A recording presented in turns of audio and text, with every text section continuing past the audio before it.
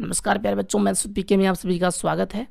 प्यारे बच्चों, composite function संयुक्त फलन के पार्ट 1 और पार्ट 2 हम कंप्लीट कर चुके हैं। तो आज हम देखने वाले हैं पार्ट 3। तो जिन बच्चों ने पार्ट 1 और पार्ट 2 नहीं देखे हैं, ऊपर आई के निशान पर क्लिक करके जरूर देख लें और डिस्क्रिप्शन में भी लिंक मिल जाएगी आप लोगों को। पार्ट 3 जो है वो एग्जाम की दृष्टि से बहुत ज़्यादा महत्वपूर्ण है, क्योंकि आज हम समझने वाले हैं प्रतिलोम फलन को।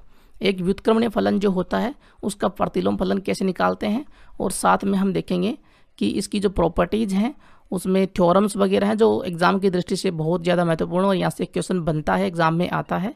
तो आप लोगों को ये देखना ही पड़ेगा। और चैनल को अभी तक सब्सक्राइब नहीं किया है तो सब्सक्राइब कर लेना। वीडियो अगर आपको अच्छा लगे लाइक करना, शेयर करना। साथ में आप लोगों को एक फ़ायदे की बात बता देता हूँ कि टेलीग्राम चैनल जो उसको जल्दी से जल्दी ज्वाइन कर लीजिए। टेलीग्राम पे चैनल और ग्रुप दोनों बने हुए हैं। टेलीग्राम में जाना है, मैथ पीके सर्च करना है और चैनल और ग्रुप दोनों को ज्वाइन कर लेना है। ये आप लोगों के फ़ायदे के लिए बता रहा हूँ मैं, क्योंकि पीडीएफ फाइल्स, डॉक्यूमेंट वगैरह, प्रीवियस ईयर के पेपर, उनका सॉल्यूशन सब कुछ आप लोगों को वहीं पर मिलने वाला है। तो ये काम आप लोग जल्दी से जल्दी कर लें। टेलीग्राम ऐप अगर आप लोगों ने इंस्टॉल नहीं किए हुए तो इंस्टॉल कर लें और सर्च करके मैथ पीके सर्च करना है और ज्वाइन कर लेना है। तो करते हैं स्टार्ट यहाँ पर पार्ट 3 को। Let's start. तो देखिए, प्रतिलोम फलन में इन्वर्स फंक्शन में सबसे पहले बात आती है एक अवयव का प्रतिलोम कैसे निकालें। Inverse of an element. एक फंक्शन हमारे पास में है, ए से बी में डिफाइन है, और स्मॉल ए हमने लिया कि स्मॉल ए जो है वो डोमेन ए से बिलोंग करता है, स्मॉल बी को डोमेन बी से बिलोंग करता है। अब एक हम डायग्राम बनाएं यहाँ पर।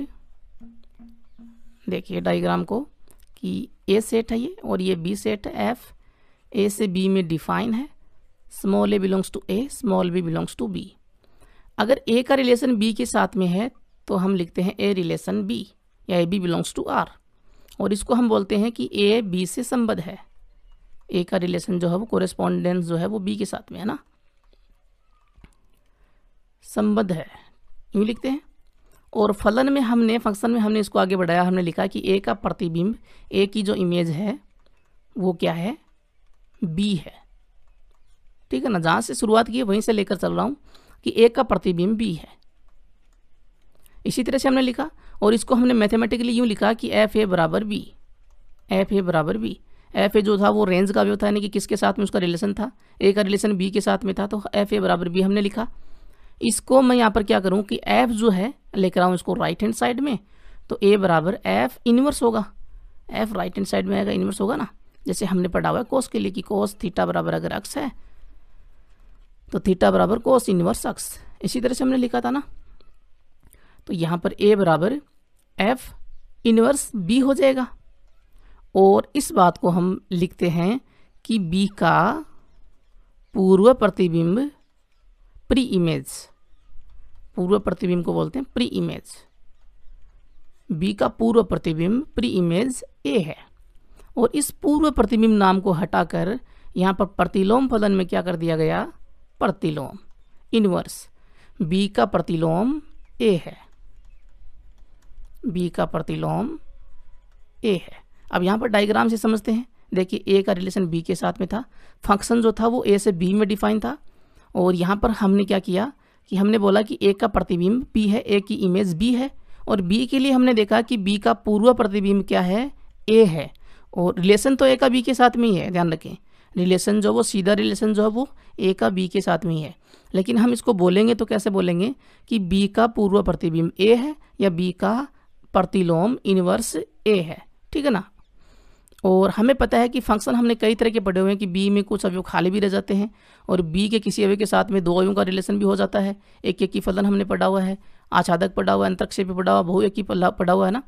तो इन सारे फंक्शन पे यहाँ पर डिपेंड करेगा कि प्रतिलोम 1 होगा कि 2 होगा, 3 होगा, 4 होगा, या कुछ नहीं होगा ना। तो वो थोड़ा सा हम समझ लेते हैं यहाँ पर। इतना तो आप लोगों को समझ में आ गया होगा कि एक अवयव का हम प्रतिलोम कैसे निकालेंगे। प्रतिलोम फलन जो वो एक अलग बात है, एक अवयव का प्रतिलोम अलग बात है। ठीक है जी। तो देखिए यहाँ पर कुछ डायग्राम आप लोगों को दिखाई देंगे। सबसे पहले डायग्राम नंबर 1 आकृति 1 की हम बात करें तो आकृति 1 में एफ डिफाइन है ए से बी में, और यहाँ पर एफ जो है वो है एक की अंतरक्षेपी फलन। देखिए एक का ए के साथ में रिलेशन है, और को डोमेन में एक अवयव खाली है तो अंतरक्षेपी होगा, एक का ए के साथ में तो एक ही होगा। अब यहाँ पर देखिए हम B1 के प्रतिलोम की बात करें तो हम इसको यूँ लिखेंगे ना कि एफ A1 बराबर बी है, तो एफ इनवर्स B1 है तो F इनवर्स B1 बराबर A1 है। ठीक है जी। उसके बाद में इसी तरह से A2 की बात करें तो F इनवर्स B2 बराबर A2 है, यानी कि B2 का प्रतिलोम A2 है। A3 की बात करें हम तो B3 की बात करें तो F इनवर्स B3 बराबर A3 हो जाएगा। इधर से आएगा ना कि F A3 बराबर B3, जैसे हमने ये लिखा उसी तरह से। और इसी प्रकार F इनवर्स B4 बराबर A4। लेकिन अगर हम बात करें F इनवर्स B5 की, अब यहाँ पर तो B5 का कोई प्रतिलोम है ही नहीं। यहाँ पर B5 जो है वो किसी का भी प्रतिबिंब नहीं है ना, इमेज नहीं है, तो उस कंडीशन में हम इसको बोलेंगे फाई, यानी कि यहाँ पर B5 का प्रतिलोम मौजूद नहीं है, B5 खाली है एक एकी अंतरक्षेपी फलन में। इसी तरह से हम आगे बढ़े बहुएकी अंतरक्षेपी फलन देखें तो इसमें यहाँ पर देखिए B1 की हम बात करें तो B1 जो है उसके कितने पूर्व प्रतिबिंब हैं या कितने प्रतिलोम हैं। देखिए A1 का रिलेशन B1 के साथ में था, A2 का B1 के साथ में है, तो दो हमारे पास में आ रहे हैं तो दोनों का हम सेट बना देंगे A1 A2। ठीक है जी। इसी तरह से हम B2 की बात करें तो F इनवर्स B2 जो होगा वो होगा A3, और इसी तरह से B3 के लिए यहाँ पर A4 हो जाएगा। और B4 की बात करें तो B4 जो है उसका प्रतिलोम रहेगा खाली, यानी कि कुछ नहीं है इसका। ठीक है ना। तो ऐसा पॉसिबल है कि प्रतिलोम कुछ भी नहीं हो और एक से ज़्यादा भी हो। ठीक है ना। यहाँ पर दो ही नहीं तीन भी हो सकते हैं, अगर तीन अवयवों का एक के साथ में रिलेशन होगा तो तीन भी हो सकते हैं। उसके बाद में बहुएकी आच्छादक फलन की हम बात करें तो आच्छादक फलन आ गया तो उस कंडीशन में खाली तो कुछ भी नहीं रहने वाला। ठीक है ना, ध्यान रखें ये कंडीशन है अलग अलग जितने फंक्शन है उन सभी के लिए। ठीक है ना। तो बहुएकी है तो एक से अधिक होगा किसी न किसी अवयव का प्रतिलोम जो है। यहाँ पर देखिए B1 का है तो F इनवर्स B1 बराबर A1 A2। एक और अवयव मालूम कि A6 मालूम है, A6 का भी अगर B1 के साथ में है तो उस कंडीशन में बहुएकी आच्छादक है ना, तो उस कंडीशन में हमारे पास में देखिए इसके प्रतिलोम 3 हो जाएंगे A1 A2 A6। ठीक है ना। इस तरह से आप लोग प्रतिलोम जो वो निकाल सकते हो। और क्वेश्चन भी आएंगे कि F इनवर्स 1 निकालिए, F इनवर्स 3 निकालिए ना, तो वो क्वेश्चन भी हम देखेंगे। अब देखिए हमारे पास में एक लास्ट जो आकृति है उसको थोड़ा सा ध्यान से देखना है। एक एकी आच्छादक फलन F अगर एक एकी आच्छादक फलन है A से B में आच्छादक है तो कोई भी प्रतिलोम जो होगा वो यहाँ पर नल नहीं होगा, खाली नहीं होगा किसी भी अवयव के लिए। ठीक है ना। और प्रत्येक अवयव का एक ही प्रतिलोम होगा क्योंकि ये एक एक ही है। देखिए सभी के लिए हम बात करें कि B1 के लिए बात करें तो F इनवर्स B1 बराबर A1, F इनवर्स B2 बराबर A2, F इनवर्स B3 बराबर A3 और F इनवर्स B4 बराबर A4।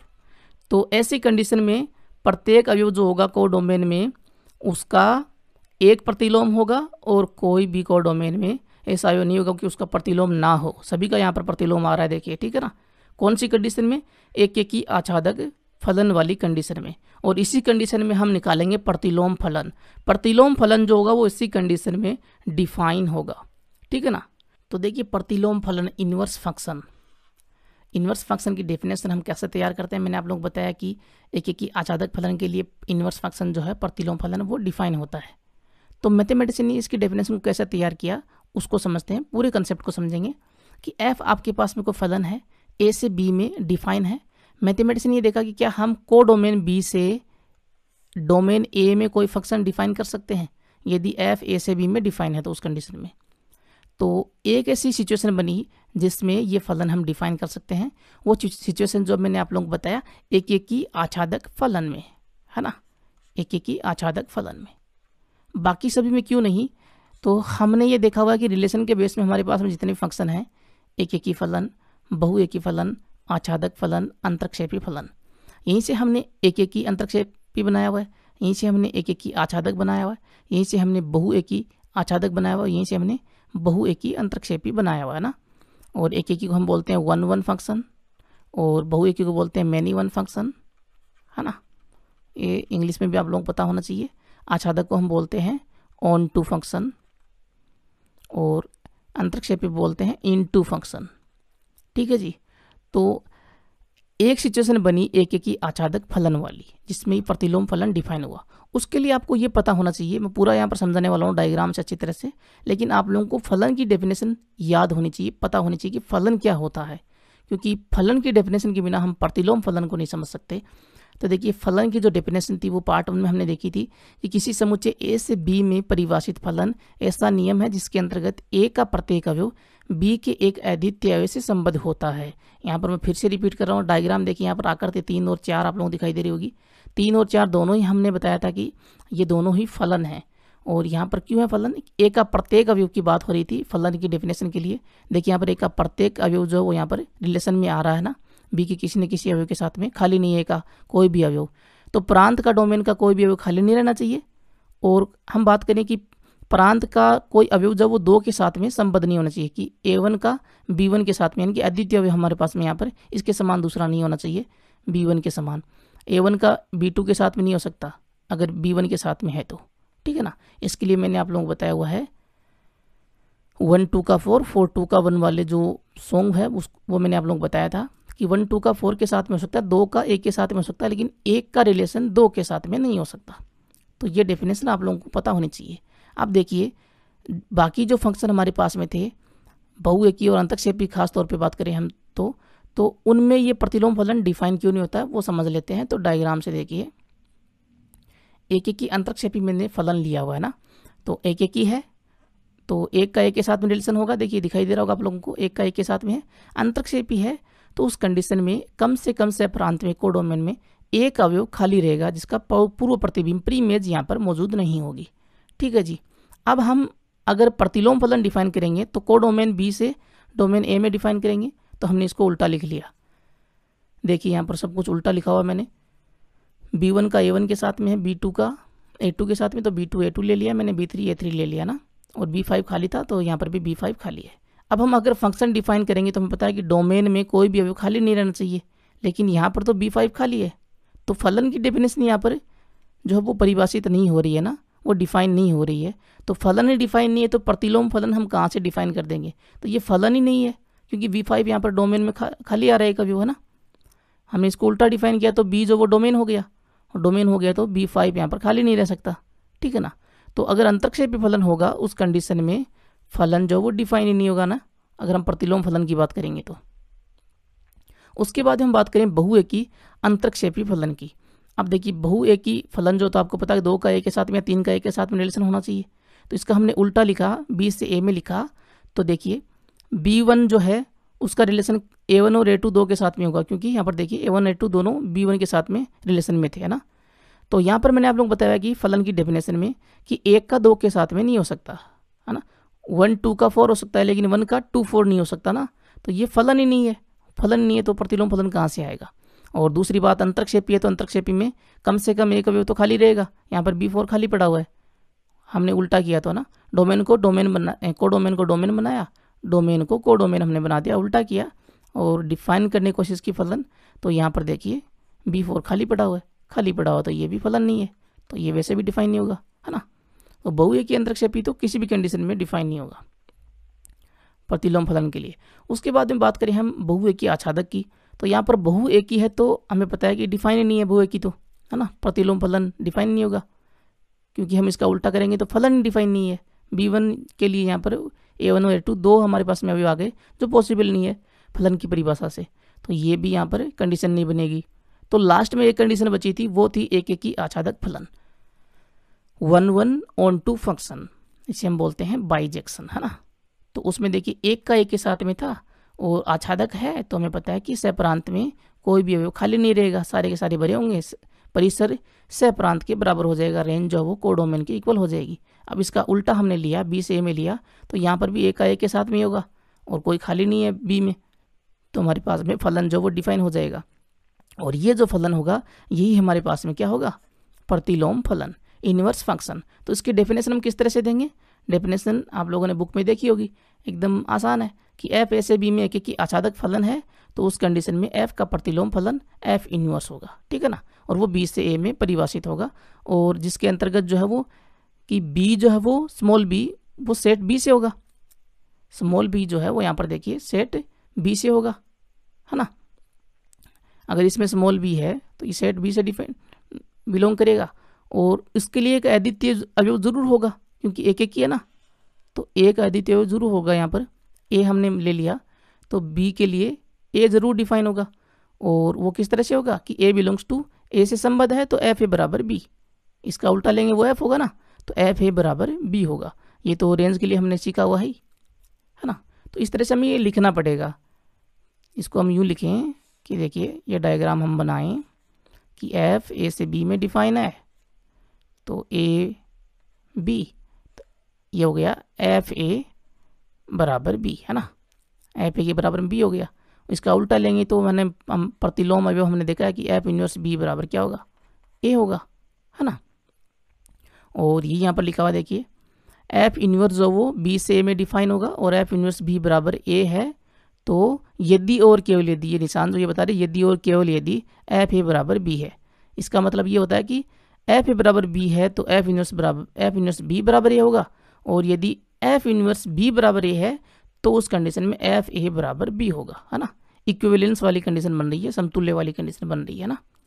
तो ये एकदम सिंपल है, इसको ज़्यादा डिटेल में आप लोगों को लेने की आवश्यकता है भी नहीं, सिंपल सी परिभाषा याद रखें, बस इतना याद रखें कि एफ ए बराबर बी तो एफ इनवर्स बी बराबर ए, है ना, जब एफ एक की आच्छादक हो, बाइजेक्शन हो, ठीक है ना। ये जरूर याद रखना है कि एफ एक की आच्छादक है तो प्रतिलोम फलन होगा, जरूर होगा, और एफ जो फलन है इसको हम बोलेंगे, ये भी याद रखना आप लोगों को, व्युत्क्रमणीय फलन हम इसको बोलते हैं, क्या बोलते हैं, व्युत्क्रमणीय फलन, इनवर्टिबल फंक्शन, एफ को बोलेंगे, ध्यान रखें। एफ इनवर्स तो प्रतिलोम फलन है, इनवर्स फंक्शन है, और एफ जो है वो इनवर्टिबल, यानी इसका हम इनवर्स निकाल सकते हैं, प्रतिलोम निकाल सकते हैं ना, तो ये व्युत्क्रमणीय फलन होगा। और करिमितुगम की बात करें हम तो एफ इनवर्स को हम इस तरह से दर्शाएंगे कि बी ए जो है वो एफ इनवर्स से बिलोंग करता है, और यदि ए बी बिलोंग करता हो एफ से, है ना। ये हो गया हमारे पास में एफ इनवर्स।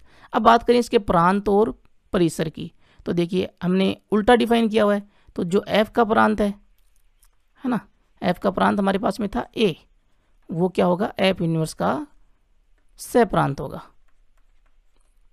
है ना, सह प्रांत होगा, कोडोमेन होगा। और एफ इनवर्स का, एफ का कोडोमेन जो होगा, एफ का कोडोमेन सह प्रांत जो होगा वो क्या हो जाएगा, सह प्रांत बी है, और वो एफ इनवर्स का प्रांत हो जाएगा, डोमेन हो जाएगा, है ना। एकदम छोटी सी डेफिनेट, छोटी सी बात है जो आप लोगों को समझ में आ गई होगी। हमने उल्टा ही किया है तो उल्टा किया है तो प्रांत सह प्रांत हो जाएगा, सह प्रांत प्रांत हो जाएगा। अब एक एग्जाम्पल देख लेते हैं, उससे समझते हैं जी थोड़ा सा ना।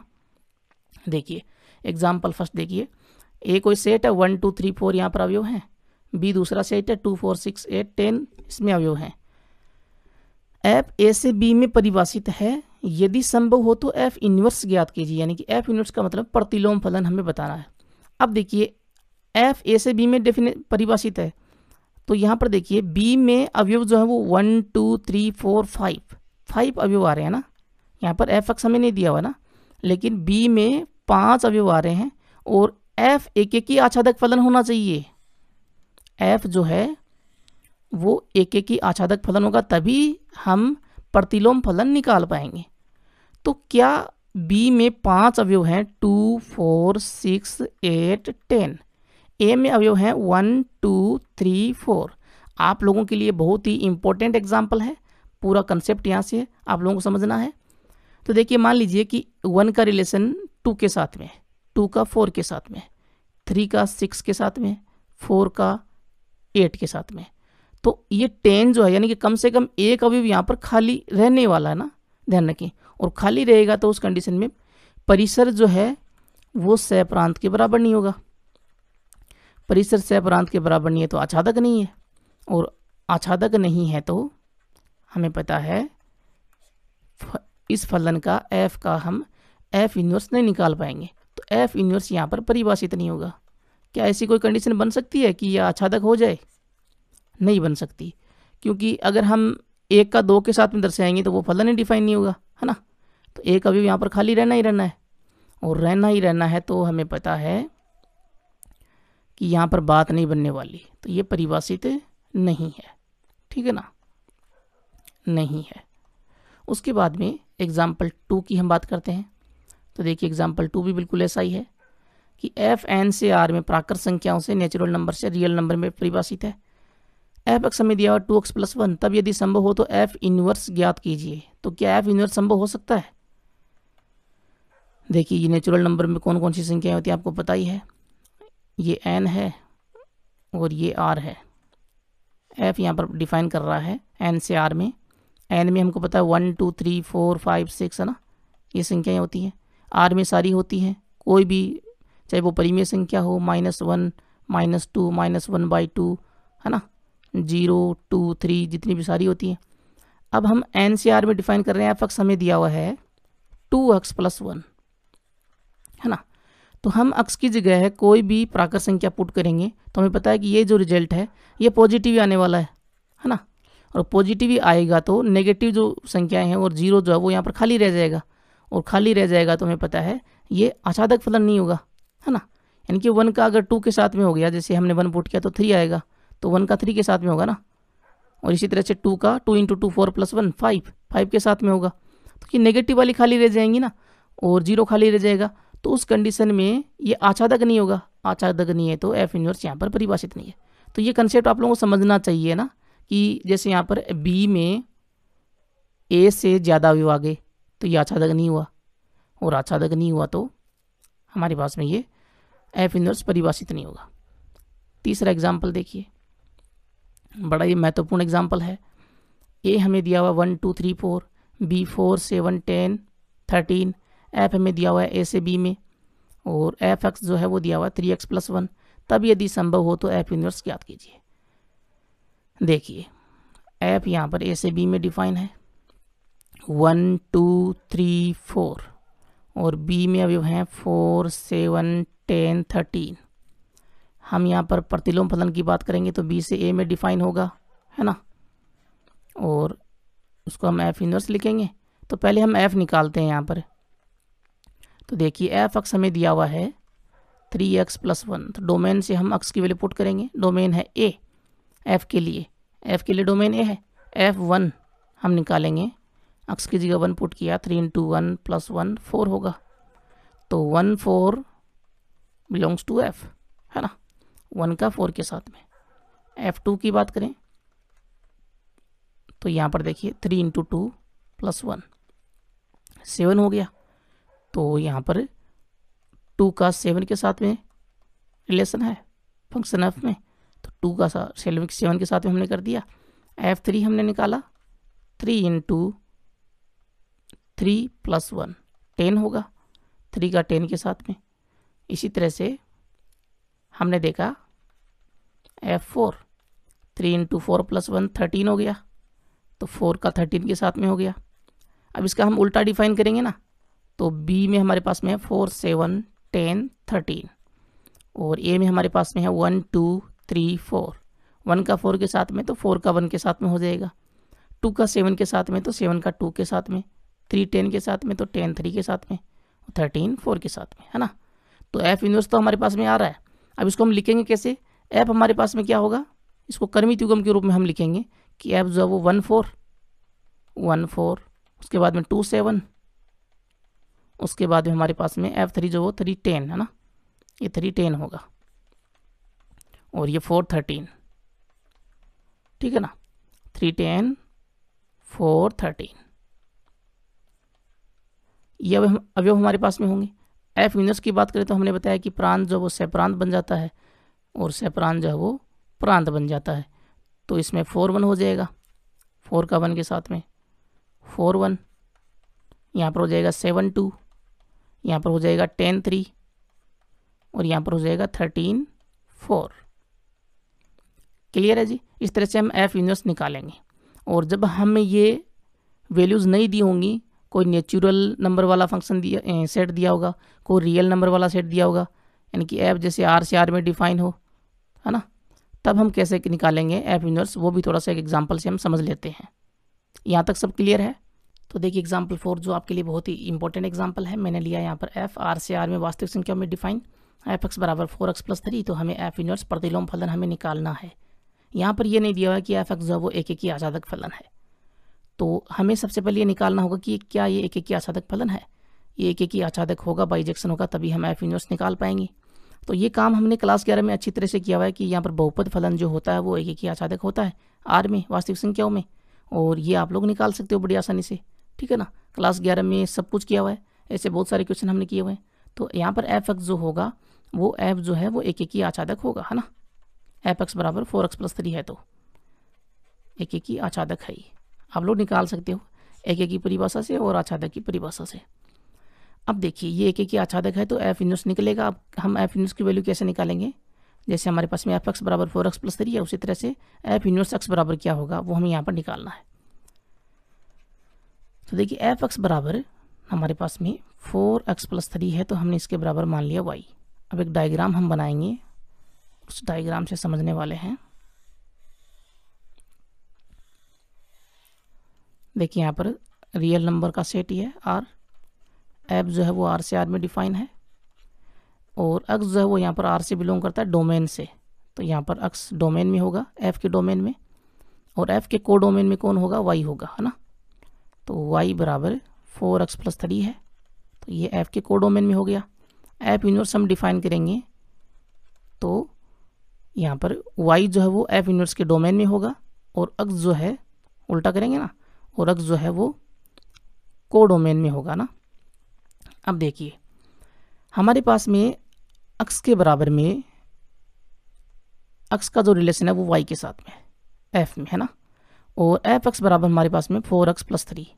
जिस तरह से एफ एक्स बराबर हमारे पास में 4x+3 है, यहाँ पर एक्स है तो यहाँ पर भी एक्स है, उसी तरह से हमें पता है कि एक्स एफ के लिए डोमेन से, एफ इनवर्स के लिए वाई जो वो डोमेन से, तो वाई के बराबर भी ऐसी वैल्यू होनी चाहिए ना कि हम एफ इनवर्स वाई के बराबर में वाई के रूप में वैल्यू लेकर आए, है ना। तो एफ इनवर्स वाई के बराबर ऐसी वैल्यू होनी चाहिए, और वो एक्स के बराबर होगी। कैसे होगी एक्स के बराबर, देखिए एफ एक्स बराबर हमारे पास में वाई है, और हमें एफ इनवर्स की वैल्यू निकालनी है, तो एफ को लेकर आएंगे राइट हैंड साइड में, तो एक्स बराबर एफ इनवर्स वाई हो गया। तो ये हमारे पास में एफ इनवर्स के रूप में वैल्यू आ गई। तो अब इसके बराबर होगा क्या, है ना, जिस तरह से हमारे पास में एफ एक्स बराबर 4x+3 है कि हम एक्स की कोई वैल्यू पुट करें, जैसे 1 पुट करें तो हमारे पास में 4 × 1 + 3 7 आ जाए, तो 1 का रिलेशन 7 के साथ में होगा। उसी तरह से एफ इनवर्स में हमारे पास में y बराबर कुछ तो होना चाहिए कि हम y की जगह 1 2 कुछ भी पुट करें तो हम यहाँ पर वो वैल्यू रख सकें। तो वो वैल्यू कैसे निकालेंगे, देखिए 4x+3 बराबर y है, और हमें पता है कि एफ इनवर्स की जो वैल्यू वो x के बराबर है, तो हमें x की वैल्यू निकालनी होगी, है ना, और x बराबर यहाँ से क्या आएगा, y - 3/4। 3 को लेकर आए राइट हैंड साइड में -3, 4 का लग गया भाग, और हमें पता है कि x पहले से ही एफ इनवर्स y के बराबर है। तो अब हमारे पास में वो वैल्यू जो है वो आ चुकी है ना, और x जो यहाँ से हट जाएगा, और एफ इनवर्स y बराबर y - 3/4 हमारे पास में आ गया। अब y की वैल्यू हम 1 पुट करेंगे तो 1 - 3/4 वैल्यू आ जाएगी, 7 पुट करेंगे तो 7 - 3/4 1 आ जाएगा ना, तो 7 का रिलेशन 1 के साथ में हो गया। जैसे 1 का रिलेशन 7 के साथ में था, 7 का रिलेशन 1 के साथ में हो जाएगा एफ इनवर्स में, ठीक है ना। तो ये हमारे पास में वैल्यू आ जाएगी एफ इनवर्स y बराबर y - 3/4, और ये x के बराबर भी होगी ना। तो ये वैल्यू ऐसी होनी चाहिए, ये आपको पता होना चाहिए कि जिस तरह से एफ एक्स बराबर 4x+3 है, उसी तरह से एफ इनवर्स में एफ इनवर्स y के बराबर में भी कोई वैल्यू होनी चाहिए y के रूप में, वो यहाँ से आएगी। इस तरह से हमें निकालनी है, प्रत्येक क्वेश्चन में यही काम हमें करना होगा। और अब हम एफ इनवर्स जो वो फंक्शन है, तो अगर हम y हटाएं, क्योंकि y तो चर है, और y की जगह हम x भी पुट कर सकते हैं, है ना, दूसरा चर ले सकते हैं x, तो x के रूप में हम रखना चाहें तो एफ इनवर्स x की वैल्यू आपसे पूछ सकता है, ध्यान रखें कि एफ इनवर्स x निकालिए, है ना। ऐसे क्वेश्चन आते हैं एग्जाम में, मैं बता रहा हूँ आप लोगों को। तो y की जगह हमें यहाँ पर x पुट करना होगा, और आगे भी आप लोगों को ऐसे क्वेश्चन देखने को मिलेंगे, है ना, केवल इस चैप्टर में नहीं, और भी चैप्टर्स में इस तरह से हम पुट करेंगे y की जगह x। तो एफ इनवर्स x बराबर क्या हो जाएगा, y की जगह हमने x पुट किया तो x - 3/4, और ये होगा हमारे पास में एग्जैक्ट एफ इनवर्स, ठीक है ना, और यहाँ पर एफ इनवर्स आर से आर में डिफाइन होगा। क्लियर है जी। तो इसके बाद में हम देखेंगे प्रतिलोम फलन के गुणधर्म, प्रॉपर्टीज ऑफ इनवर्स फंक्शन, ठीक है ना। और एक बात आप लोगों को हमेशा याद रखनी है, क्या है कि एफ व्युत्क्रमणीय इन्वर्टिबल फंक्शन है, व्युत्क्रमणीय फलन है, तो वह एकेकी आच्छादक है, तो वह एकेकी आच्छादक है, ठीक है जी। और एकेकी आच्छादक है, और एकेकी आच्छादक है तो वह व्युत्क्रमणीय है। व्युत्क्रमणीय का मतलब आपको पता है, उसका प्रतिलोम फलन हम निकाल सकते हैं। और एकेकी आच्छादक है, बाइजेक्शन फंक्शन है ना, बाइजेक्शन है तो इन्वर्टिबल है, तो व्युत्क्रमणीय है। व्युत्क्रमणीय का मतलब यहाँ पर सीधा सा यही है कि इसका प्रतिलोम फलन हम निकाल सकते हैं। क्लियर है। तो अब देख लेते हैं प्रतिलोम फलन के गुणधर्म, प्रॉपर्टीज ऑफ इनवर्स फंक्शंस। तो यहाँ पर जितनी भी प्रॉपर्टीज हैं वो थ्योरम के रूप में, प्रमेय के रूप में दी हुई हैं। और आपको पता है कि ये चैप्टर जो है ये 3 नंबर का आता है ना, इससे जो क्वेश्चन आते हैं वो 3 नंबर के आते हैं। तो अगर यहाँ पर थ्योरम नहीं आती है एग्जाम में, तो कम से कम इनका जो कथन है, स्टेटमेंट है, वो हमें क्वेश्चन में ज़रूर काम में आएगा। तो ये स्टेटमेंट आप लोगों को कम से कम याद जरूर रखना है। थ्योरम का प्रमाण आपको नहीं पता है, कोई दिक्कत नहीं है, लेकिन ये कथन आप लोग ज़रूर याद रखें। तो देखिए यहाँ पर इसका प्रमाण देते हैं हम, एक एकेकी आच्छादक फलन हमें लेना है, और ये कह रहा है कि उसका प्रतिलोम जो वो अद्वितीय है, यूनिक है। अद्वितीय का मतलब होता है जिसके समान दूसरा ना हो, केवल और केवल वही एक हो, ठीक है ना। तो एफ ए से बी में हमने फंक्शन लिया, एकेकी आच्छादक फलन लिया, और अब हमें सिद्ध करना होगा एफ का प्रतिलोम केवल एक है। तो देखिए प्रमाण देते हैं इसका, हमें यहाँ पर एक सिद्ध करना है, उसके लिए हम कम से कम 2 ले लेते हैं, है ना। तो जी बी से ए और एच बी से ए, 2 प्रतिलोम हमने ले लिए एफ के, एफ के 2 प्रतिलोम हैं, 2 प्रतिलोम हैं, ठीक है जी। और ये आपको याद रखना है कि एफ एकेकी आच्छादक है। एकेकी आच्छादक की जो डेफिनेशन है वो आपको पता होनी चाहिए। अब देखिए इसको हम डायग्राम से समझते हैं। तो ये हमारे पास में एफ है, ठीक है जी, ए से बी में डिफाइन है, माफ कीजिए, ए से बी में डिफाइन है। और ए में हमने 2 अवयव ले लिए, x1 x2, बी में हमने अवयव लिया y। जी जो वो बी से ए में इसका प्रतिलोम है, तो यहाँ पर मैंने बी लिया, तो बी से ए में जी डिफाइन होगा, बी में अवयव हमारे पास में y है। एच बी से ए में डिफाइन है, तो ये मैंने एच ले लिया, और ए में हमारे पास में x1 x2 है, ठीक है जी। अब देखिए y बी से बिलोंग करता है, और x1 x2 बिलोंग करते हैं ऐसे। जी और एच दोनों अलग अलग प्रतिलोम ये हमने लिए हैं। तो अगर ये मान लूँ मैं कि जी में y का जो प्रतिबिंब है वो x1 है, तो h में मैंने इसको x2 ले लिया, ठीक है जी, क्योंकि ये दोनों अलग अलग प्रतिलोम हैं, तो अवयव भी अलग अलग होंगे ना। तो अब हमारे पास में जी वाई बराबर क्या होगा कि y का रिलेशन x1 के साथ में है, तो जी वाई बराबर हमारे पास में होगा x1। और हमें पता है कि g जो है वो प्रतिलोम है किसका, f का। तो प्रतिलोम है तो मैं g को लिख सकता हूँ f इनवर्स, क्योंकि f का प्रतिलोम है, तो f इनवर्स y बराबर x1 होगा। और f को लेकर आऊँगा मैं x1 की तरफ, तो f x1 बराबर हमारे पास में y होगा, ठीक है जी। यानी कि x1 का रिलेशन y के साथ में। उसके बाद में इसी तरह से मैं h के लिए लूँ, तो h y बराबर x2 होगा, क्योंकि h जो वो दूसरा हमारे पास में प्रतिलोम फलन है, तो दूसरा अवयव जो हो इससे संबद्ध होगा। अगर सेम ले लिया तो फिर दोनों वैसे ही सेम हो जाएंगे, तो हमें अलग अलग लेने होंगे ना।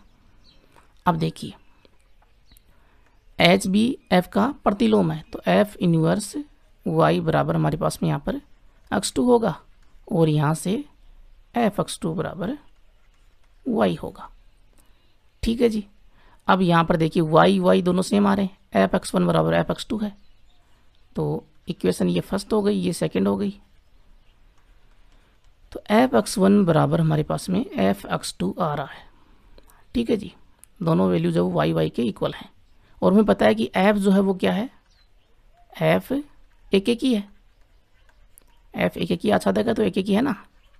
और एक की डेफिनेशन हम कह सकते हैं कि f(x1) बराबर f(x2) है, तो x1 बराबर x2 होगा। और x1 बराबर x2 है तो ये वैल्यूज़ हमें पता है इक्वल हैं, gy x1 के इक्वल है और x2 जो है वो hy के इक्वल है। और किसी पर्टिकुलर एलिमेंट के लिए यहाँ पर y के लिए g और h जो वो इक्वल हो रहे हैं, तो हम कहेंगे कि g बराबर h। ठीक है ना, यानी कि g और h जो वो दोनों एक ही हैं। x1 का रिलेशन y के साथ में, x2 का भी y के साथ में, है ना।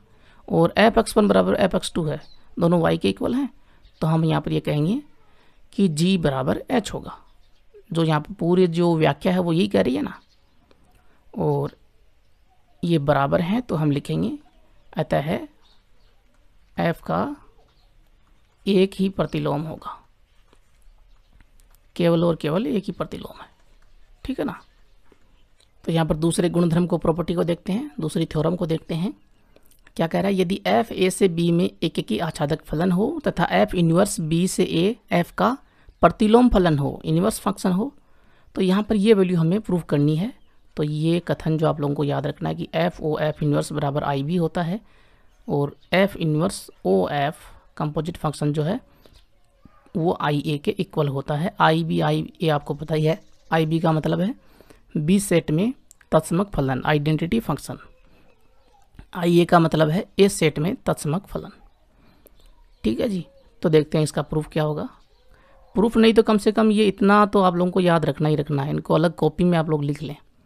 ठीक है ना, जो भी यहाँ पर कथन हैं जितने भी थ्योरम में, उन सभी को आप लोग अलग से लिख लें, क्योंकि वही काम में आएंगे क्वेश्चंस में।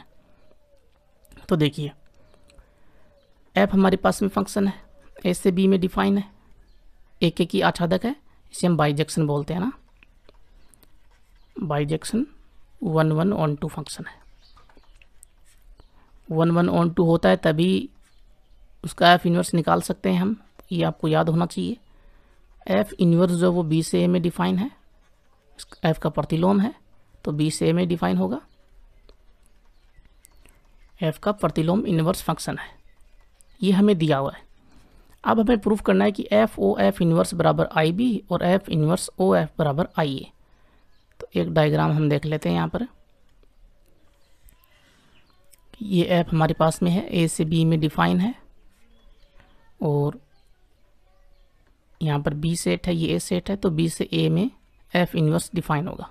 ठीक है जी, सबसे पहले हम f o f इन्वर्स जो है वो कौन से सेट में डिफाइन है और f इन्वर्स o f कौन से सेट में डिफाइन है वो देख लेते हैं। तो देखिए f o f इन्वर्स की बात हो रही है, f इन्वर्स लास्ट में है तो इसको हम पहले लिखेंगे। तो f इन्वर्स b से a, उसके बाद में f लिखेंगे a से b। तो यहाँ पर देखिए f o f इन्वर्स कौन से सेट में डिफाइन होगा, f इन्वर्स लास्ट में, तो इसका कोडोमेन और f का डोमेन यहाँ पर इक्वल या सबसेट होना चाहिए, तो है इक्वल, तो b से b में डिफाइन होगा, b से b में। इसी तरह से हम f इन्वर्स o f की बात करें, ये b से b में डिफाइन होगा, उसी कंडीशन में हमारे पास में आई बी जो b से b में डिफाइन है वो आएगा। ठीक है ना। तो f इन्वर्स o f की बात करें तो f यहाँ पर लास्ट में है, इसको पहले लिख लेते हैं। तो f a से b, ये नहीं लिखेंगे, सीधा आप लोग बता सकते हो, तब भी कोई दिक्कत नहीं है। और f इन्वर्स b से a, तो उस कंडीशन में f इन्वर्स o f जो है वो यहाँ पर डिफाइन हो जाएगा, b b इक्वल हो गया तो a से a में, है ना, a से a में परिभाषित है। ठीक है जी, यहाँ तक कोई दिक्कत है नहीं। अब देखिए a में कोई अवयव हमारे पास में अगर a है, स्मॉल a, और b में कोई अवयव स्मॉल b है, तो हमें पता है कि f a बराबर b होगा, है ना, क्योंकि f फंक्शन हमारे पास में है, तो f a बराबर b होगा। इसका हम उल्टा लेंगे f इन्वर्स के लिए, तो यहाँ पर b जो है उसके बराबर में यहाँ पर क्या आएगा कि a बराबर हमारे पास में हो जाएगा। देखिए इसको यूँ समझाता हूँ मैं कि f a बराबर b है तो a बराबर f इन्वर्स b, ये हम पीछे देख चुके हैं। तो यही बात हमें यहाँ पर लिखनी होगी ना। तो हम लिखेंगे कि यदि F A equals to B, तो उस कंडीशन में F inverse equals to F inverse B equals to A होगा। और यहाँ पर A belongs to capital A और B belongs to capital B. ठीक है जी। ये अद्वितीय अवयव जो वो विद्यमान होगा, ए के लिए बी और बी के लिए ए, क्योंकि एफ ए की आच्छादक है ना, तो उस कंडीशन में। अब हम बात करते हैं एफ ओ एफ इन्वर्स की। F O F inverse B से बी में डिफाइन है, बी में जो अवयव है वो हमारे पास में है स्मॉल बी, तो ये हमें लेना होगा। तो यहाँ पर इसको हम अलग करेंगे, तो आपको पता है अलग करने का तरीका, ये एफ अलग होगा और ओ की जगह बड़ा कोष्टक, एफ इन्वर्स बी साथ में हो जाएंगे। ठीक है जी। एफ इन्वर्स बी की जो वैल्यू हमारे पास में ए है, तो हम इसकी जगह ए पुट करेंगे, तो ये वैल्यू हो जाएगी F A. F inverse B की जगह ए पुट किया तो एफ ए हो गया। एफ ए बराबर हमारे पास में बी है, तो वापस हमारे पास में क्या आएगा, बी आएगा। तो हमारे पास में F O F inverse B के बराबर बी आ गया। इसका मीनिंग क्या है, एफ ओ एफ इन्वर्स एक फंक्शन है, ठीक है, ध्यान रखें। तो इसका मीनिंग ये है कि हमने तत्समक फलन देखा हुआ है, तत्समक फलन आई है ना, और अगर आई जो है वो बी से बी में डिफाइन है, बी से बी में डिफाइन है, तो उस कंडीशन में अगर B belongs to capital B है ना, यानी कि कैपिटल बी सेट में से कोई अवयव बी है, तो आई बी बराबर क्या होगा, वापस बी आता ना, स्वयं के साथ में रिलेशन होता है। ये सब कुछ हमने पढ़ा हुआ तत्समक फलन में, आइडेंटिटी फंक्शन में, कि बी से बी में डिफाइन है आइए, तो यहाँ पर बी और यहाँ पर बी, तो बी का रिलेशन बी के साथ में होना चाहिए, दूसरे अवयव के साथ में नहीं। तो तत्समक फलन में आई बी बराबर बी आ जाता है ना, वापस वही वैल्यू आ जाती है। यही बात यहाँ पर आ रही है, बी की जगह यहाँ पर देखिए वापस बी आ गया है ना, बी हमने अवयव लिया था और बी हमारे पास में आ गया, और इसका सीधा से मीनिंग यही होगा। इसलिए एफ ओ एफ इन्वर्स बराबर साथ में बी है, तो बी को भी ले लेते हैं, बराबर आई बी, कोई दिक्कत नहीं है। ठीक है जी। और इसका मतलब ये हो जाएगा कि एफ ओ एफ इन्वर्स आई बी आ रहा है ना, तो आई जो वो बी से बी में डिफाइन होगा, तो F inverse F O F inverse बराबर बी को हम स्मॉल बी को हटा देंगे, तो ये वैल्यू हो जाएगी। ठीक है जी। स्मॉल बी तो स्वेच्छ चर है, ध्यान रखें, है ना, फ्री वेरिएबल है, तो उसको हम हटाएंगे तो हमारे पास में ये वैल्यू हो जाएगी, और ये एक प्रूफ हो गया। इसी तरह से हम एफ इन्वर्स ओ एफ लें, एफ इन्वर्स ओ एफ लें, तो एफ जो है एफ इन्वर्स ओ एफ जो है वो ए से ए में डिफाइन है, ए में जो अवयव है हमारे पास में वो स्मॉल ए है, तो हमें स्मॉल ए लेना होगा। ये हमने स्मॉल ए लिया, अब हम खोलेंगे कंपोजिट फंक्शन को, तो एफ इन्वर्स एफ ए होगा। एफ ए बराबर आपको पता ही है वैल्यू क्या होती है, एफ ए बराबर बी है, तो एफ इन्वर्स बी हो जाएगा।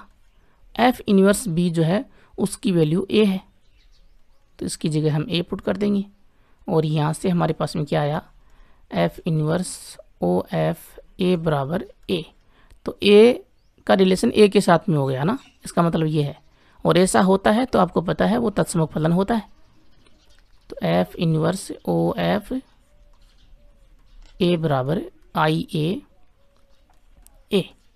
यहाँ पर तत्समक फलन है, और यहाँ से हम कहेंगे कि एफ इन्वर्स ओ एफ बराबर आई ए। ठीक है जी, और साथ में आप लिख दीजिए कि आई ए से ए में तत्समक फलन है, तत्समक फलन है, आइडेंटिटी फंक्शन है, और यही बात हम यहाँ पर लिखेंगे कि आई बी से बी में तत्समक फलन है। ठीक है जी। तो ये हमारे पास में प्रूफ होगा, तो कम से कम स्टेटमेंट जरूर ध्यान में रखें, थ्योरम अगर नहीं आती है तो ये स्टेटमेंट जो है वो जरूर काम में आएगा, तो इसको याद रखना ही रखना है। तो अब देख लेते हैं प्रॉपर्टी नंबर 3। तो यहाँ पर तीसरी थ्योरम निकल कर आएगी प्रॉपर्टी नंबर 3 से। थ्योरम क्या है, एक ही आच्छादक फलन का प्रतिलोम भी एकेकी आच्छादक होता है। तो ये कथन आप लोगों को याद रखना ही रखना है, प्रमाण याद ना रहे तो प्रमाण हम यहाँ पर देखेंगे। तो देखिए एकेकी आच्छादक फलन की बात हो रही है। एफ हमने एक फलन लिया है, फंक्शन लिया, ए से बी में डिफाइन है, एकेकी आच्छादक है, और इसका प्रतिलोम एकेकी आच्छादक है तो प्रतिलोम होगा, वो हमने मान लिया जी है, बी से ए में डिफाइन है, एफ का प्रतिलोम है। तो हमें सिद्ध क्या करना होगा कि जो प्रतिलोम है वो एकेकी आच्छादक होना चाहिए। तो जी जो है वो प्रतिलोम है, तो ये जी एकेकी आच्छादक होना चाहिए, ये हमें प्रूव करना है। तो प्रमाण हम देख लेते हैं। तो उसके लिए देखिए अगर जी प्रतिलोम है तो जी हमें पता है, अगर A1 और A2 हमने A1 A2 capital A set से लिए और B1 B2 हमने कैपिटल बी सेट से लिए, ठीक है जी। तो जी के प्रांत बी की हम बात करें तो उसमें अगर दो अवयव B1 B2 हैं, उनका रिलेशन A1 B1 का A1 के साथ में है, B2 का A2 के साथ में है। तो इसका उल्टा डेफिनेटली हमें पता है कि F एकेकी आच्छादक है, तो B1 A1 का B1 के साथ में है ना, उल्टा सुल्टा तो होता ही रहता है इसमें प्रतिलोम और फलन में। तो अगर हम यहाँ पर यूँ कहें कि जी B1 बराबर B1 का रिलेशन A1 के साथ में है, तो G1 B1 बराबर A1, जी जो वह F का इन्वर्स फंक्शन है, तो F इन्वर्स B1, जी की जगह हमने F इन्वर्स ले लिया, तो जी B1 बराबर A1 होगा। F इन्वर्स को लेकर आएंगे इधर, तो B1 बराबर हमारे पास में F A1 होगा, ठीक है जी। ये इक्वेशन नंबर फर्स्ट हो गई। उसके बाद में इसी तरह से जी B2 की बात करें तो जी B2 बराबर A2, और जी हमें पता है F इन्वर्स है, तो F इन्वर्स B2 बराबर A2, और यहाँ से हम कहेंगे F इन्वर्स को लेकर आएंगे A2 की तरफ, तो F A2 या फिर B2 बराबर F A2, B2 यहाँ पर अकेला रहेगा तो B2 बराबर F A2, ठीक है जी। अब हमें जी को अगर एक एक की प्रूफ करना है, जी को एक एक की प्रूफ करना ना, तो B1 B2 जो हैं वो दो अवयव हमने इसके प्रांत से डोमेन से में लेने होंगे। और अगर हमारे पास में जी B1 बराबर जी B2 है, और उस कंडीशन में अगर हमने ये प्रूफ कर दिया कि B1 बराबर B2 होगा, तो एक एक ही होगा जी, सीधी सी बात है ना। एक एक ही में हमने देखा हुआ है कि दो अवयव हम लेते हैं x1 x2 जो डोमेन से बिलोंग करते हैं, और fx1 बराबर fx2 है, तो उस कंडीशन में x1 बराबर x2 हो गया, तो हमारे पास में वो फलन जो वो एक ही होता है, ठीक है जी। तो ये बात यहाँ पर होगी। तो अब हमें प्रूव करना है B1 बराबर B2। तो सबसे पहले अब हमें यहाँ पर देखना होगा कि जी B1 बराबर क्या है, A1 है ना। तो जी B1 की जगह हमने लिख दिया A1। जी B2 बराबर क्या है, A2 है, तो जी B2 बराबर हमने लिख दिया यहाँ पर A2, क्लियर है। और अगर हमें पता है कि A1 A2 जो वो कैपिटल ए से बिलोंग करते हैं ना, कैपिटल ए से बिलोंग करते हैं, A1 बराबर A2 है, तो उस कंडीशन में फंक्शन f के लिए B1 बराबर B2 होगा ना, और B1 और B2 क्या है, F1 F2। तो यहाँ से हम कहेंगे कि F1 बराबर F2, है ना। क्यों? अगर दो अवयव मैंने बताया था एक एक की में कि दो अवयव अगर बराबर हैं तो उस कंडीशन में F1 बराबर यहाँ पर F2 होगा। ये बात मैंने बताई थी कि सारे फंक्शन में लागू होती है, और F तो वैसे भी यहाँ पर एक एक ही है ना, तो इसमें तो लागू होनी है। ये बात जो थी ये विरोधाभास था, वहाँ पर मैंने आप लोगों को बताया था एक एक की फलन में, और साथ में बताया था कि ये बात सभी में लागू होती है ना। लेकिन F तो पहले से ही हमारे पास में क्या है, एक एक ही है, तो उसमें तो लागू होनी है ना। तो F1 बराबर F2 होगा ही होगा, और F1 जो हमें पता है B1 के बराबर है, F2 जो वो B2 के बराबर है, तो यहाँ से हम कह देंगे कि B1 बराबर है B2। F1 की जगह B1 पुट कर दिया, F2 की जगह B2 पुट कर दिया, और इस बात को एक साथ लिखेंगे तो GB1 बराबर GB2 है। तो उस कंडीशन में हमारे पास में क्या आया, B1 बराबर B2, अतः F माफ कीजिए, अतः G एक एक ही है। क्लियर है? फिर से समझा देता हूँ क्या किया है। B1 B2 दो अवयव हमारे पास में है जो G के डोमेन B में से हैं, तब हमें प्रूफ करना होगा कि यदि जी B1 बराबर जी B2 है तो B1 बराबर B2 होना चाहिए। जी B1 जो है वो पहले से हमारे पास में A1 के इक्वल है, क्योंकि ये F का प्रतिलोम है, तो जी B1 की जगह हमने A1 ले लिया। जी B2 A2 के बराबर है, A2 ले लिया, ठीक है जी। तो हमें पता है कि A1 बराबर A2 है, तो A1 A2 कहाँ से आ रहे हैं, फंक्शन F के डोमेन से आ रहे हैं, और A1 बराबर A2 है तो एफ A1 बराबर एफ A2 होना ही होना है, प्रत्येक फलन में होता है। और वैसे भी यहाँ पर एफ तो एक एक ही है, इसमें तो डेफिनेटली होगा। तो एफ A1 बराबर एफ A2 है, एफ A1 B1 के बराबर है, एफ A2 B2 के बराबर है, ये हमने पुट कर दिया तो ये एक एक ही हो गया। अब बात करें हम आच्छादक की, तो हमें ये बात तो पहले से पता है कि एफ जो आच्छादक है, चूंकि एफ आच्छादक है और आच्छादक होने का मतलब क्या है कि कोडोमेन में बी में अगर कोई अवयव बी है, स्मॉल बी, तो उसके लिए एक अवयव ए एग्जिस्ट करता है। और ये एग्जिस्ट किस प्रकार करता है, इस प्रकार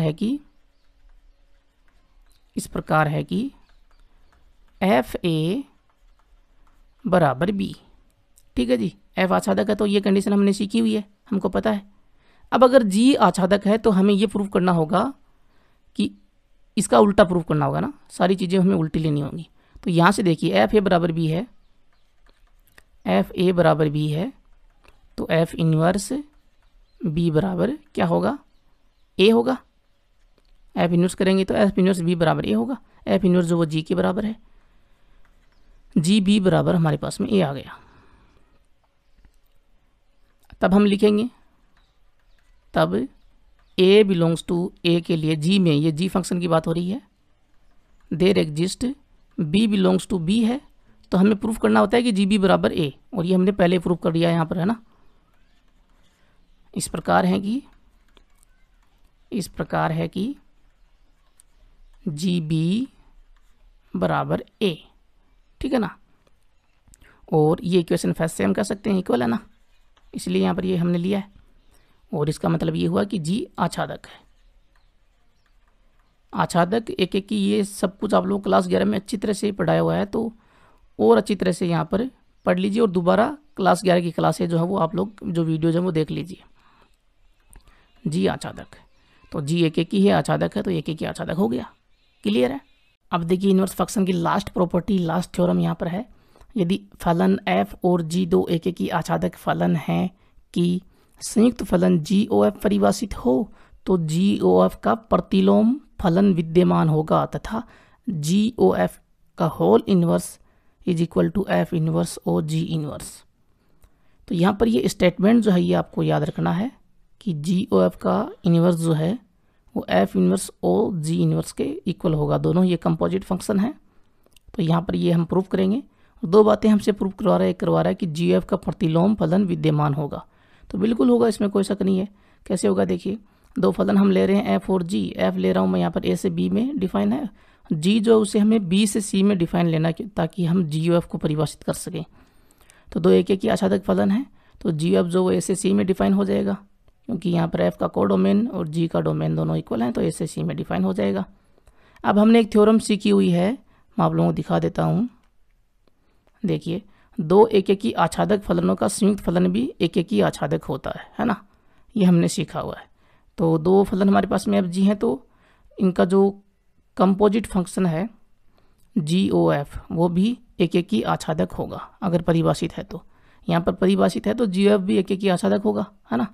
तो हम लिखेंगे इस थ्योरम से कि GOF एक एक ही आच्छादक है, एक एक ही आच्छादक है। और अगर GOF एक एक की आच्छादक है तो इसका प्रतिलोम विद्यमान होगा, तब GOF इन्वर्स भी विद्यमान होगा। और ये विद्यमान होगा तो कौन से सेट में विद्यमान होगा, GOF जो वो A से C में है तो GOF इन्वर्स C से A में हो जाएगा, उल्टा हो जाएगा, C से A में परिभाषित होगा। ठीक है जी। तो एक तो प्रूव हो गया कि हमसे ये प्रूव करवा रहा था कि GOF का प्रतिलोम फलन विद्यमान होगा, तो विद्यमान है। अब आगे बढ़ते हैं, ये दोनों वैल्यूज जो हैं इस पे हम डिस्कस करते हैं, इनको हमें इक्वल करना है, ठीक है ना। तो इक्वल करना है तो GOF इन्वर्स तो हमारे पास में आ गया C से A में, लेकिन अभी तक F इन्वर्स और G इन्वर्स नहीं आया। तो देखिए F जो है वो A से B में डिफाइन है, हमें पता है, तो यहाँ पर F इन्वर्स जो आपको पता है B से A में डिफाइन होगा। ठीक है जी। इसी तरह से G जो वो B से C में डिफाइन है तो हमारे पास में G इन्वर्स जो है वो C से B में डिफाइन हो जाएगा, यहाँ से उल्टा हो जाएगा, C से B में डिफाइन हो गया। और इन दोनों से हम कह सकते हैं कि इन दोनों से हम कंपोजिट फंक्शन तैयार करें F inverse O G inverse. तो कौन से सेट में डिफाइन होगा? इसके लिए हम क्या करते हैं, मैंने आप लोगों को बताया हुआ है, जी इनवर्स यहाँ पर लास्ट में है तो जी इनवर्स को पहले लेंगे।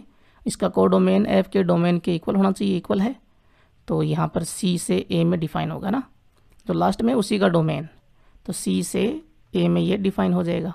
ऊपर आप लोग लिख सकते हो यहाँ पर, अगर लाइन में नहीं है, नहीं समझ में आ रहा हो, तो कि जी इनवर्स सी से बी है, एफ इनवर्स बी से ए है।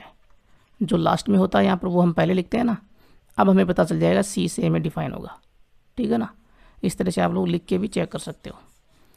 तो F inverse O G inverse जो वो सी से ए में डिफाइन हो गया, और जी ओ एफ का इनवर्स जो है वो भी सी से ए में, तथा F inverse O G inverse दोनों ही कंपोजिट फंक्शन है, ये भी सी से ए में परिभाषित है, ठीक है जी। क्योंकि ये दोनों ए सेम सेट में परिभाषित होने ज़रूरी है इन दोनों को इक्वल करने के लिए, ऐसा हमने यहाँ पर किया है। अब देखिए हम क्या करते हैं, हम तीन अवयव लेते हैं, हमारे पास में तीन सेट हैं। देखिए यहाँ पर ए बी और सी, ये तीनों सेटों पे सारा काम हो रहा है यहाँ पर, है ना, जो भी फंक्शन बन रहा है। तो मैं यहाँ पर लूँगा कि A belongs to a capital A, small B belongs to capital B, small C belongs to capital C. ये मैं इस प्रकार ले रहा हूँ कि किस प्रकार ले रहा हूँ, इस प्रकार है कि एफ ए, एफ के रेंज का अवयव जो है वो बी में होगा और बी से बिलोंग करता है स्मॉल बी, तो एफ ए बराबर बी मैंने ले लिया। इसी तरह से स्मॉल बी जो बी से आ रहा है और बी जो है वो जी का डोमेन का सेट है ना, तो जी बी बराबर हमारे पास में हो जाएगा सी, ठीक है ना। इस प्रकार हमने ले लिए। अब हमें पता है कि हमें जी ओ एफ इनवर्स निकालना, तो हमें जी ओ एफ जो है वो देखना पड़ेगा। तो जी ओ एफ देखिए कौन से सेट में डिफाइन था, जी ओ एफ इनवर्स जो वो सी से एम है, तो जी ओ एफ हमें पता है ए से सी में डिफाइन होगा, ठीक है ना। देखिए यहाँ पर जी ओ एफ ए से सी में डिफाइन है, तो ए में से हमें अवयव लेना है और ए में से स्मॉल ए लेंगे इसके लिए, क्योंकि इसका डोमेन जो है जी ओ एफ का वो ए है, तो हम ए में से स्मॉल ए लेंगे और यहाँ से जी एफ ए हो जाएगा, और एफ ए बराबर हमारे पास में बी है ना, तो ये जी बी हो गया, जी बी बराबर हमारे पास में सी है। तो जी ओ एफ ए बराबर हमारे पास में क्या आया, सी आया, यदि हमारे पास में एफ ए बराबर बी, जी बी बराबर सी है तो उस कंडीशन में, ठीक है जी। और यहाँ से हम इन्वर्स की बात करें तो जी एफ को लेकर आएंगे सी की तरफ, तो जी ओ एफ इन्वर्स सी बराबर क्या हो जाएगा, ए हो जाएगा, ठीक है जी। इसको हम इक्वेशन नंबर फर्स्ट मान लेते हैं। सी आपको पता है कैपिटल सी से यहाँ पर बिलोंग करता है, ठीक है ना। तो कैपिटल सी में से कोई अवयव, चर अवयव हमने लिया है और उसके लिए जी ओ एफ इनवर्स सी जो है वो ए के बराबर है। अगर हम इसी अवयव के लिए, क्योंकि यहाँ पर F inverse O G inverse जो है वो भी, उसका डोमेन जो है वो भी क्या है, सी ही है ना, तो सी में से स्मॉल सी हम लेंगे और उसके लिए अगर हम वैल्यू ए लेकर आ जाते हैं तो ये प्रूव हो जाएगा, दोनों इक्वल हो जाएंगे, ठीक है जी। उसके लिए हमें यहाँ पर क्या करना होगा, चूंकि हमें पता है कि एफ ए बराबर हमारे पास में क्या है, बी, तो एफ इनवर्स बी बराबर हमारे पास में क्या होगा, ए। एफ को लेकर आए राइट हैंड साइड में, एफ इनवर्स बी बराबर ए। इसी तरह से जी बी बराबर हमारे पास में सी है, तो जी इनवर्स सी बराबर हमारे पास में क्या होगा, बी होगा। इसको इक्वेशन नंबर सेकंड और इसको हमने मान लिया थर्ड। अब बात करते हैं हम composite function F inverse O G inverse की। तो यहाँ पर F inverse O G inverse का डोमेन क्या वो हमें देखना होगा, डोमेन जो हमारे पास में वो है सी, ठीक है ना। तो सी में से स्मॉल सी हम लेंगे, डोमेन में से लेते हैं ना अवयव, स्मॉल सी हमने ले लिया और यहाँ से हम कंपोजिट फंक्शन कंसेप्ट को यहाँ पर उठाएंगे तो एफ इनवर्स और जी इनवर्स सी हो जाएगा। जी इनवर्स सी की वैल्यू हमारे पास में क्या है, स्मॉल बी है, तो एफ इनवर्स के साथ में स्मॉल बी आ जाएगा और एफ इनवर्स स्मॉल बी जो है वो स्मॉल ए के इक्वल है, एलिमेंट ए के इक्वल है। तो यहाँ पर हमारे पास में वैल्यू आ जाती है F inverse O G inverse C equals to A. ये इक्वेशन नंबर अगर हम 4 मान लें तो इक्वेशन फर्स्ट और फोर दोनों में देखिए इक्वल में ए आ रहा है, दोनों ए के इक्वल हैं। तो G O F inverse C is equal to F inverse O G inverse C is equal to A, equation 1/4 से, ठीक है ना। और यहाँ से हम ये चर जो है हटा दें तो हमारे पास में क्या रिजल्ट मिलेगा, G O F inverse equals to F inverse O G inverse, और ये हो गया प्रूफ। क्लियर है। तो यहाँ से क्वेश्चन जो है वो बन सकता है, सीधा अगर ना बने थ्योरम से तो क्वेश्चन बनाया जा सकता है, ध्यान रखें। तो कम से कम स्टेटमेंट जो है, कथन जो वो आप लोगों को ज़रूर याद रखना है। और अगले वीडियो में हम इससे आगे बढ़ेंगे, द्विआधारी संक्रिया जो है वो सीखेंगे। क्लियर है जी। Thank you so much video देखने के लिए। और पीछे के दोनों पार्ट्स अभी तक नहीं देखें तो ऊपर आई निशान पे क्लिक करके जरूर देख लेना, डिस्क्रिप्शन में भी आप लोगों को लिंक मिल जाएगी। और चैनल को सब्सक्राइब जरूर कर देना, सब्सक्राइब अभी तक नहीं किया तो वीडियो को लाइक ज़रूर कर देना और शेयर ज़रूर करना। शेयर करने से सब्सक्राइबर बढ़ते हैं, उससे हौसला बढ़ता है वीडियो बनाने वाले का, और जल्दी वीडियोज़ आते हैं, आपको पता ही है। तो शेयर सभी को करना है, क्योंकि आप लोगों को पता है कि पिछले साल की मैं बात करूं तो 9 लाख से ऊपर ऐसे बच्चे थे 12th क्लास में, ठीक है ना, राजस्थान बोर्ड की बात करूं तो। और हमारे सब्सक्राइबर्स आपको पता ही है 6,500 सब्सक्राइबर हैं। तो 9 लाख में से 6,500 जुड़े हैं, उनमें भी 11th के भी बच्चे हैं, तो कुछ भी नहीं जुड़े हैं, है ना। तो सभी को शेयर करोगे, सभी को पता चलेगा, काफ़ी बच्चों को पता ही नहीं है। तो ये आप लोगों से हाथ जोड़ के विनती है कि वीडियो को सभी को शेयर करो, सबको समझने दो, फ्री एजुकेशन का लाभ सबको मिले। Thank you so much.